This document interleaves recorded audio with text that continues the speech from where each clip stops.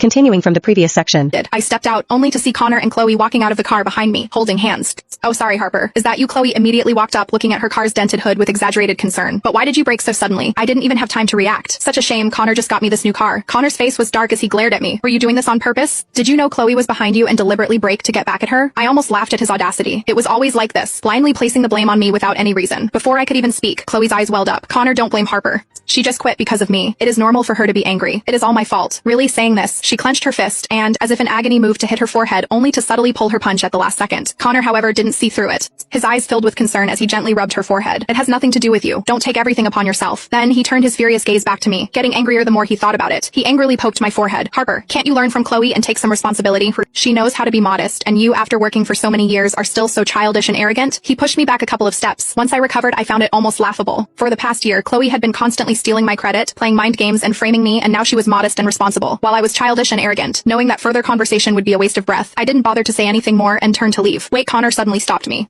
I expected him to lecture me again defending Chloe, but to my surprise, he pulled me aside. He spoke with a serious, almost paternal tone. "Harper, my attitude towards you today was indeed extreme, but I also have high expectations of you, which is why I am so strict." I was still somewhat confused by his gentle words. However, I soon understood his intention. Connor smiled faintly at me and patted my shoulder. "I'll withdraw your resignation. Just come to work as usual, but find a time to publicly apologize to Chloe. Also, you are fully responsible for this rear-end collision, and I'll deduct the compensation amount from your salary." It all clicked. I scoffed, looking up at Chloe. She probably knew exactly what Connor was going to say. Her face was full of smugness, and she winked at me provocatively. I sneered. "No thank you. We can check the surveillance cameras to see whose fault the collision was. If not, just call the police. I have somewhere to be. I am leaving." With that, I walked straight away. Connor was fuming behind me. "I've given you a chance. Don't you dare regret this." "Regret? Never." I got back in my car and sent a message to Liam. "I've resigned. I can start working at your company tomorrow." Less than half a second later, Liam called back, his voice full of surprise. "Are you serious?" He sounded a little unsure. "Are you sure you don't want to talk to Connor again?" Liam and Connor had started their companies around the same time. Compared to Connor, who started from scratch, Liam had more resources and more attractive benefits. Liam desperately needed excellent technical talent, so he'd promised me higher shares and profits if I'd come help them. He even made an exception and offered me a part-time role, even after knowing my relationship with Connor. But for Connor's sake, I had always unequivocally refused. When I was at my lowest, almost freezing to death in the snow, it was Connor who dragged me into the police station and saved my life. I was incredibly grateful to him, so I'd abandoned everything and dedicated myself entirely to the business, finding every possible way to help Connor's company grow step by step. But now, it seemed he didn't care. Besides, after all these years, no matter how you looked at it, I'd repaid his debt of gratitude enough. I didn't need to put myself through this anymore. No need. I can make my own decisions. After chatting with Liam for a few more minutes and confirming the contract signing time, I drove home first to grab the necessary documents. I expected Connor to be out until late, as usual. To my surprise, not long after, he walked into the living room, his face beaming with joy, while on the phone with Chloe.